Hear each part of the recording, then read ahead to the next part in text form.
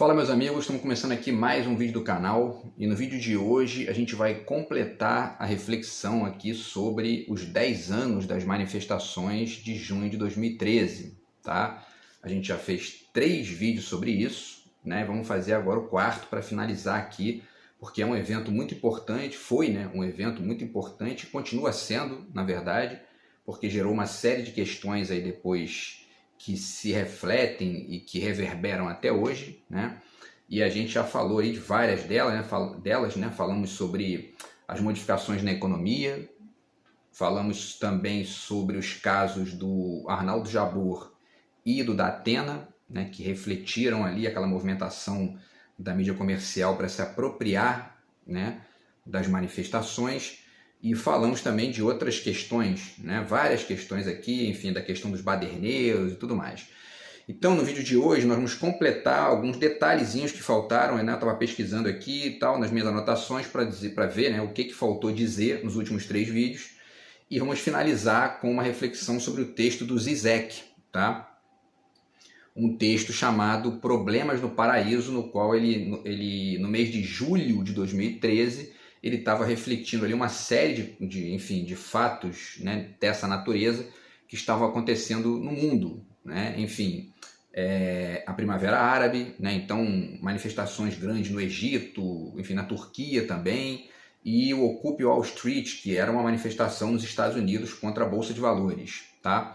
E junto disso também as questões brasileiras. Ele faz alguns comentários rápidos ali sobre o Brasil e sobre essa onda de manifestações daquele momento. Então eu acho importante aqui falar sobre isso, porque isso, enfim, desenha, né, um esboço bem razoável, tá, que a gente pode usar para poder reler hoje aquelas questões, tá? Então, vamos ver o que faltou dizer, tá?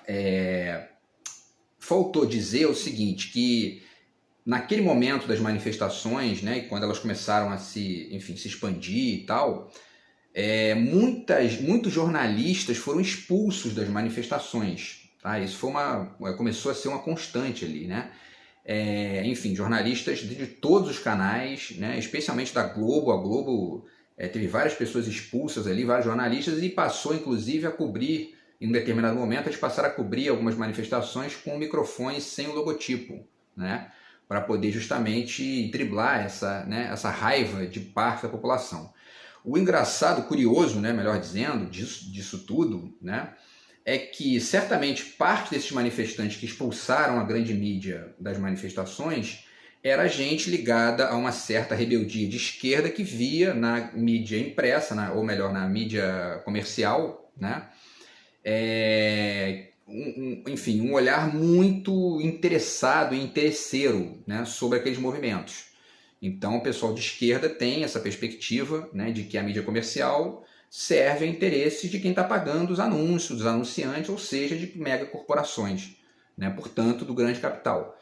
Então existe ali uma certa abertura para discutir certas coisas, mas isso tem um limite, né, que é a linha editorial, enfim, e as ordens dos superiores que barram certas temáticas de serem abordadas e ao mesmo tempo impõem outras, né, enfim, direções ali enfim, dos encaminhamentos de comentários, enfim, né, e tudo mais. Um exemplo disso é que você não vê comentaristas de economia progressistas na Globo, por exemplo, não tem, né? Miriam Leitão, Sardenberg, Merval Pereira são defensores do neoliberalismo, né? Eles agora ali, quer dizer, eu digo, né, a Miriam Leitão tem feito alguns comentários aí, né, enaltecendo algumas posições do governo Lula e tal, porém, historicamente, né, eles sempre defenderam o neoliberalismo. Então, vamos ver aí se agora, depois de 4 anos de Bolsonaro, né, que é a escória da escória do neoliberalismo, vamos ver se de repente eles alteram alguma coisa aí nesse discurso. Mas, enfim, era isso que era criticado pela galera de esquerda naquela época, né, que já sabia disso, já entendia isso, né? Agora, tinha muita gente também expulsando jornalistas por mera violência, né? E essa mera violência, desconectada de uma perspectiva de contexto e tal, foi, em certo sentido, uma espécie de ovo ali da serpente do protofascismo que estava começando, né, e que acabou tomando conta né, do discurso de certa parte da direita brasileira, da população, depois das manifestações, e que acabou gerando o impeachment da Dilma e tudo mais, né? Então esse evento foi muito importante, tá? Da expulsão dos jornalistas, para poder entender isso. Outra questão que eu acho importante de ponderar também, quer dizer, né, só um comentário aqui que eu fiquei devendo para vocês o nome do Mídia Ninja, né? Então Mídia Ninja significa, esse ninja significa narrativas independentes, jornalismo e ação, tá? Então só para... eu fiquei devendo essa informação no vídeo passado, tá dito aqui, tá? E aí, mais um dado aqui que faltou dizer é o seguinte, né? A questão da divulgação também das imagens e ao mesmo tempo das reclamações nas redes sociais, ela gerou uma perspectiva ambivalente e talvez ambígua, né? Daquele contexto. Por quê? Por um lado, enfim, estava sendo ali efetivamente criado um espaço a mais de pluralidade de visões, debate público, divulgação de críticas, ao mesmo tempo de ideias e tudo mais, e tudo isso é muito bom, né? Porque isso gera realmente, debate, né? E ao mesmo tempo propostas e tudo mais. Só que é o seguinte, né?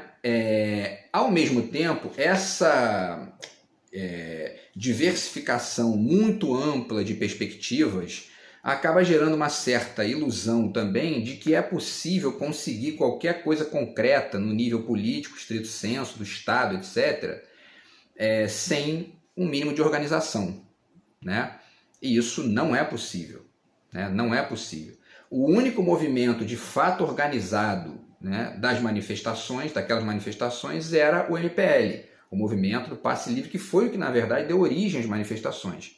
E foi ele que conseguiu algumas coisas, né, como, por exemplo, o aumento aí de cidades com o passe livre, né, que hoje são 67 cidades, na época não tinha nem 20. Né? Então, quer dizer, é importante você estabelecer, né, esses espaços, é importante que esses espaços sejam utilizados, a internet, Facebook, Twitter, YouTube, que eu estou usando aqui, né, Instagram, etc., para você divulgar ideias, debater, né, e curtir a vida também e tal, mas enfim, nesse ponto específico da política, você debater ideias, né, filosofia, arte e tudo mais. Só que é o seguinte, quando você chega num ponto de ver que alguma coisa não, né, que alguma situação pública está funcionando mal, essa reclamação, esse jogo de críticas ali, esse debate e tudo mais, ele precisa se transformar em alguma perspectiva mais específica ligada a alguma institucionalidade qualquer.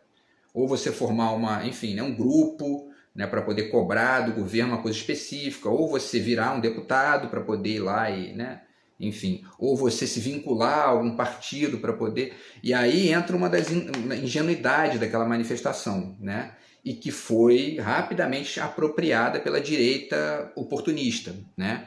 Que foi a fragmentação, no sentido ruim da palavra, né?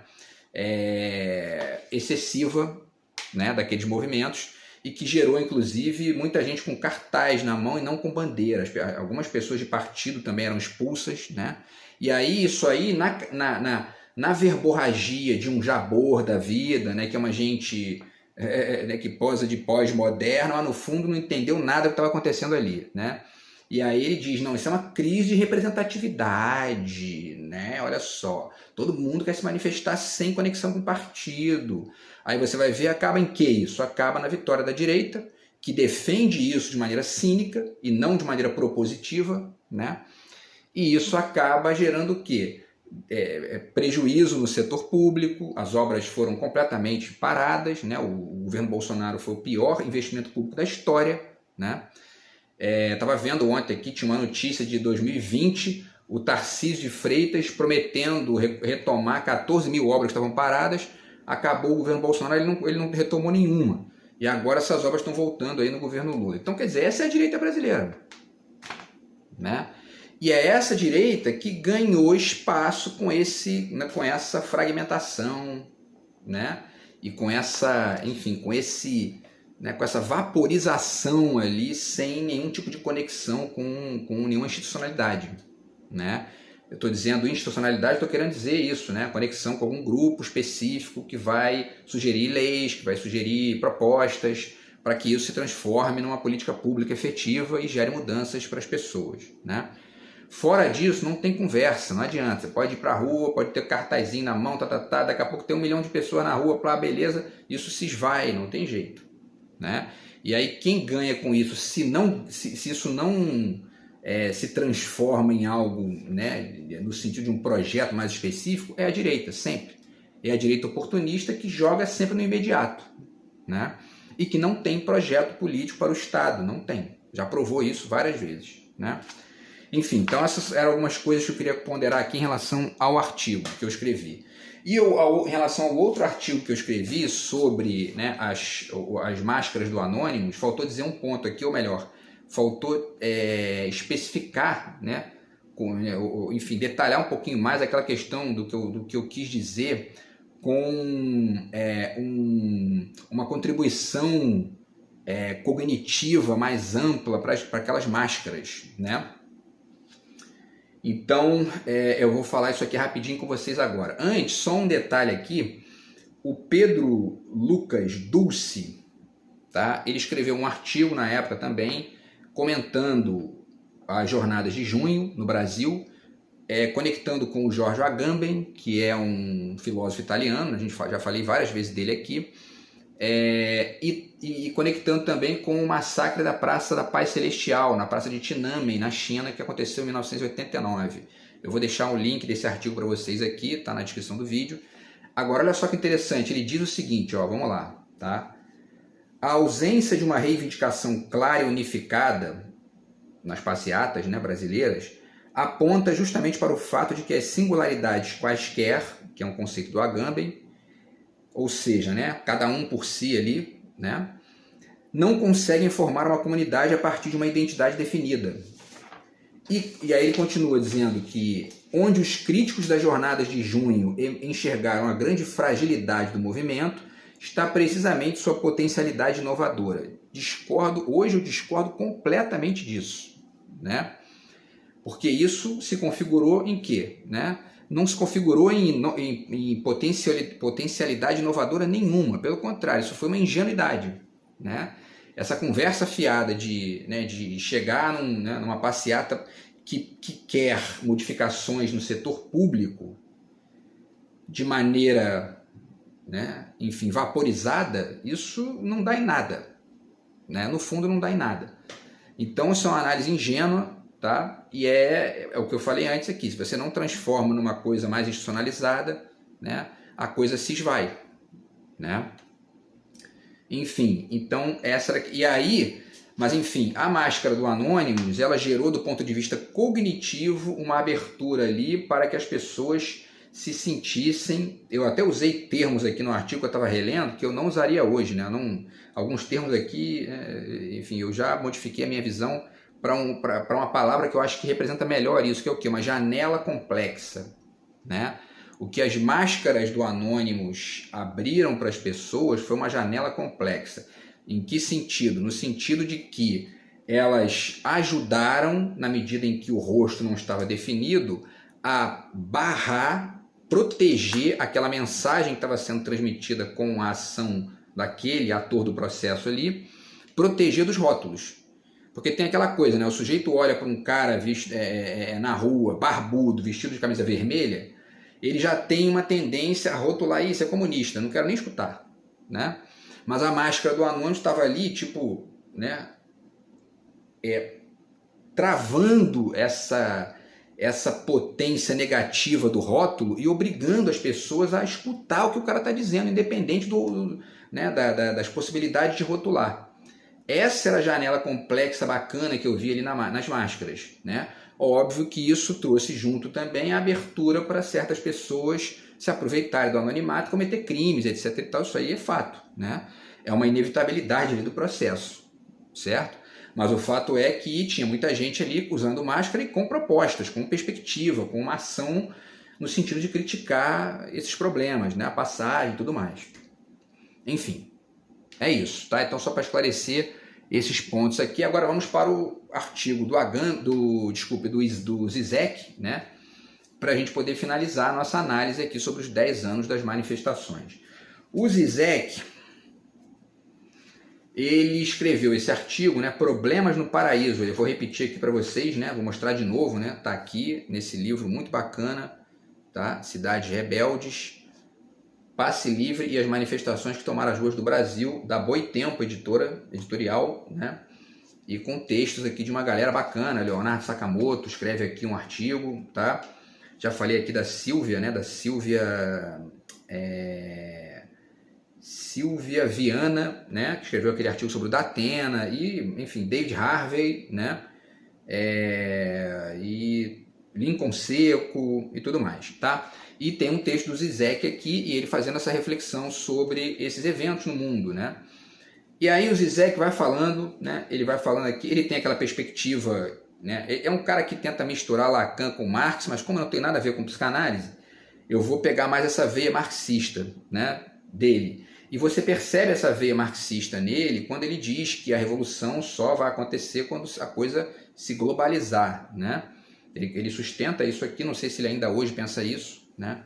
Mas o fato é que nesse artigo ele sustenta isso. E eu acho que não é bem assim, né?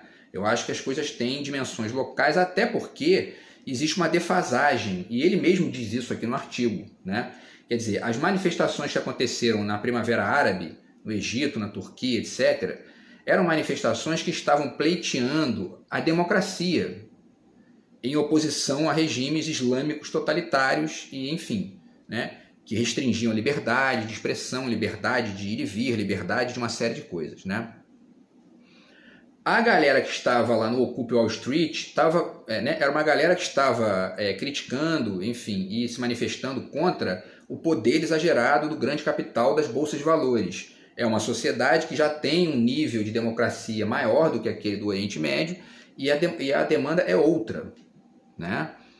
Então, existe um contexto que não tem, porque se você também entra nessa de ficar dizendo que, né, há que se ter uma revolução global, você perde a dimensão do local e cai no mesmo equívoco dos pós-modernos, que o Zizek muito critica, né? E que nessa perspectiva política é ou ingenuidade ou oportunismo, né? Enfim, e aí a gente continua, né? O Zizek, ele chega e fala, e aí ele comenta o caso brasileiro, tá? É aí que tem um ponto muito interessante aqui. Ele diz o seguinte, ó, ele fala que um mal-estar mais profundo foi ganhando força na superfície da manifestação da Turquia, né? E aí ele entra no caso brasileiro. Ele diz, é o mesmo com os protestos que eclodiram no Brasil em meados de junho. Foram sim desencadeados por um pequeno aumento no preço do transporte público, mas então por que continuaram mesmo após essa medida ter sido revogada? Mais uma vez, os protestos explodiram em um país que, ao menos de acordo com a mídia, encontrava-se em seu ápice econômico, desfrutando da alta confiança depositada no próprio futuro, né? Porque é isso, o Brasil estava muito bem economicamente naquele momento, né? E ele continua, somou-se ao mistério, aliás, só antes de fechar essa fala do Zizek, há que se dizer também que as passagens de ônibus são uma demanda estadual e municipal, né? É importante ponderar isso, porque as manifestações se ampliaram para o âmbito do governo federal por conta das vaias que a Dilma recebeu naquele jogo do Brasil da Copa das Confederações, que acabou se expandindo e, ao mesmo tempo, muita gente se misturou com as manifestações para fazer críticas sem saber o que estava fazendo, né? Porque a crítica começou a se direcionar para Dilma, que não tinha nada a ver com passagem de ônibus. Não era a Dilma que diminuía a passagem de ônibus, né, em lugar nenhum. Quem diminuía as passagens de ônibus era o prefeito do Rio, ou, enfim, o prefeito de qualquer cidade, ou o governador de qualquer cidade, dependendo ali do tipo de serviço, né?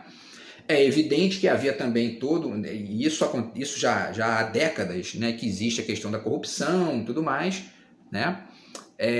Mas essa não era uma questão do governo federal, né? Não havia nenhuma questão conectada com o governo federal. Pelo contrário, a Lava Jato começa em 2014, né? E, inclusive, provavelmente eles aproveitaram as manifestações. Ó, agora a gente vai enfiar um negócio aqui para poder pegar essa moral contra a corrupção aí, essa moral difusa, e unificar ela no tema da corrupção para poder jogar os nossos interesses aqui, entendeu? E funcionou, Funcionou porque eles tiraram a Dilma com um impeachment fraudulento, né, através de um bandido, que é o Eduardo Cunha, né, e depois prenderam o presidente da República, o ex-presidente da República, sem provas, né, quer dizer, é uma coisa assim de quadrilha internacional, né, esse juiz Moro, inclusive, né, isso é um terrorista, essa é a realidade, é terrorista, né, light, né, enfim, mas aí foi isso que aconteceu no Brasil, né. Então, enfim, vamos voltar. Aí o Zizek continua e ele chega no ponto-chave. Ele diz aqui, ó, somou-se ao mistério dessa questão das manifestações terem continuado, né, para outros temas num país que estava prosperando, somou-se ao mistério o fato de que os manifestantes foram imediatamente apoiados pela presidenta Dilma Rousseff, que afirmou estar encantada. Portanto, quem são os verdadeiros alvos de inquietação dos manifestantes sobre a corrupção e a desintegração dos serviços públicos? Né? Essa é a questão-chave no caso brasileiro, né? Porque a Dilma, inclusive, abriu as portas para dialogar com as pessoas, dos movimentos e do povo em geral, né? E começou a sugerir várias medidas, né? Dentre elas o deslocamento, né, de 100% dos royalties do petróleo para a educação e saúde, que eram as principais, era a principal verborragia das pessoas na rua, né? E aí, parênteses, a eleição do Bolsonaro e o impeachment da Dilma, enfim, e a eleição do Bolsonaro e a vilanização do Lula, etc., mostram várias coisas, né? Mas nesse particular específico mostram o quanto a população foi ingênua, né? Porque uma população que estava demandando combate à corrupção e investimento público em saúde e educação, votar na direita, que não tem projeto para isso, é ingenuidade, foi ingenuidade, né? Foram pegos e foram enganados mesmo, né, pelo contexto, tá? Bastava estudar o histórico do Bolsonaro para ver quem ele era, né? Não, o Bolsonaro não apareceu do nada. Ele apareceu do nada naquele contexto ali para muita gente que nunca prestou atenção em política, né? Aí, né, se você nunca prestou atenção e de repente você olha e tem um sujeito ali falando um monte de coisa e você se identifica, ele aparece do nada. Mas, né, quem acompanha a política sabe quem é o Bolsonaro desde sempre. É um direitistazinho de bosta, né? Um cara que nem projeto tem, tá ali meio que, né, defendendo um nichozinho muito pessoal enfim, né, de exército, é um milico tosco, né? E foi massa de manobra dos neoliberais durante 4 anos aí, Paulo Guedes, enfim, né, Roberto Campos Neto e tudo mais, entendeu? Enfim, tá? Então, continuando aqui a questão do Zizek. Então, por que ele acha um mistério, né? Porque é muito, né, na cabeça dele ficou estranho a presidente apoiar os protestos que era contra ela, né? Mas é porque realmente a esquerda é que tem projeto para o Estado. E aí, quando a esquerda olha para protestos, né, a esquerda quer dialogar com esses protestos para poder saber as demandas das pessoas e tentar, de alguma maneira, ver se essas demandas, né, podem ser efetivadas ali com o tipo de congresso que a gente tem, né? Porque o fato é que os royalties do petróleo acabaram não vingando, né? Pelo contrário, a direita tomou o poder e ao invés de investir dinheiro público em educação e saúde, o que eles fizeram? Colocaram um pastor no Ministério da Educação, né? Um negacionista no Ministério da Saúde, e aí a gente se ferrou na pandemia, né? Olha que desgraça que aconteceu no Brasil por causa de um erro de percepção política da maioria da população brasileira, né? Enfim, fora o restante aí do caos econômico. Então, e aí o Zizek continua e ele diz, né, ele diz que há uma batalha acontecendo dentro dos protestos sobre o que eles próprios representam, né? É apenas uma luta contra a administração de uma cidade corrupta, contra o regime islâmico autoritário, contra a privatização dos espaços públicos. O desfecho dessa situação está em aberto e será resultado do processo político atualmente em curso. Então, quer dizer, no caso brasileiro, né, aquela ponderação que eu fiz sobre o mundo, né, é isso. Cada lugar tem o seu espaço, tem o seu tempo, né, e os seus embates ideológicos. E dentro de cada estado também existem essas diferenças, né? E tá aí, a gente teve no Brasil nitidamente uma parte da população percebendo ali que o movimento Passe Livre era uma pauta, uma agenda pública e que só poderia ser conectada com a esquerda, e um monte de gente viajando na mariola achando que não, isso, a gente tem que botar alguém novo ali. Quem é novo? Bolsonaro. Não entenderam nada do que estava acontecendo ali, né? Enfim, e aí para finalizar, pessoal, tá, a reflexão sobre o Zizek, né? ele diz que o que unifica tantos protestos em sua multiplicidade é que são todos reações contra as múltiplas facetas da globalização capitalista. Discordo, não acho que seja isso. É o que eu falei, né? Na verdade, pelo contrário, as pessoas que estão ali, enfim, no Oriente Médio, estavam querendo era globalização, estavam querendo era, né, ampliação ali da democracia e tudo mais.